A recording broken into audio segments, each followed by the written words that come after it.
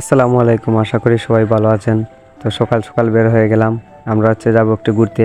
আসলে ব্যস্ততার কারণে ঈদের সময় ঘোরাঘুরি হয়নি, তাই আমরা সবাই মিলে ঠিক করলাম যে আমরা একটু ঘুরতে যাব। আমরা সবাই একত্রিত হয়ে গেছি। এখন আমরা চলে যাব আমাদের গন্তব্যস্থানের দিকে। তো আমরা সবাই গাড়িতে উঠে পড়লাম। আমরা যাব গিয়ে শায়েস্তাগঞ্জ। তো আমরা শায়েস্তাগঞ্জ নেমে টমটমে উঠে গেলাম। আমরা যাব শায়েস্তাগঞ্জ রেল স্টেশন। টমটম থেকে নেমে পড়লাম। এই যে পিছনে দেখতে পাচ্ছেন যে বরবাদের ব্যানার লাগানো, আসলে আমরা সিনেমা দেখতে আসছি। আমরা এখন সিনেমা হলের ভিতরে প্রবেশ করলাম। ভিতরে প্রবেশ করার পরে আমরা অপেক্ষা করতেছি সিনেমা শুরু হওয়ার। কিছুক্ষণ পর সিনেমাটি শুরু হয়ে গেল। তো আমরা দেখতেছি সিনেমা। আসলে সিনেমাটি খুবই ভালো, আমাদের কাছে খুবই ভালো লেগেছে। প্রত্যেকটা সিনই কিন্তু অসাধারণ।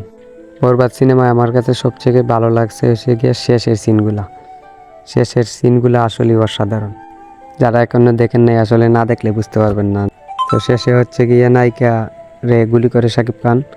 তো নায়িকা তাকে বলে যে নায়িকা শাকিব খানকে সত্যি সত্যি ভালোবাসে, তখন শাকিব খান নায়িকাকে বাঁচাতে যায়, কিন্তু তার সম্ভব হয়নি।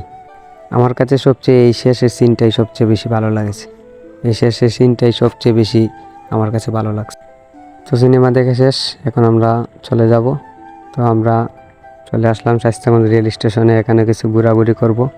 তো কিছু ঘোরাঘুরি করলাম, তারপরে কিছু ছবি তুললাম। তারপরে এখন আমরা চলে যাব বাড়িতে। আমরা বাসে উঠে পড়লাম। টাটা বাই বাই, সবাই ভালো থাকবেন। আল্লাহ হাফেজ।